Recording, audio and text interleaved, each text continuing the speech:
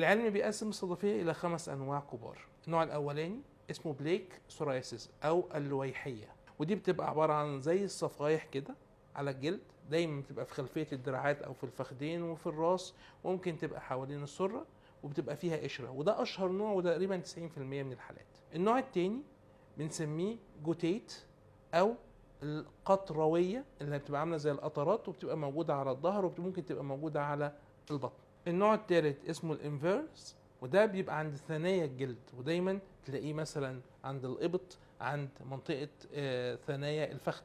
النوع الرابع وده بيبقى موجود في السن الصغير، البوستيلر أو اللي بيبقى على هيئة بثور وبيبقى فيه قيح صغير كده بس بتبقى غير معدية.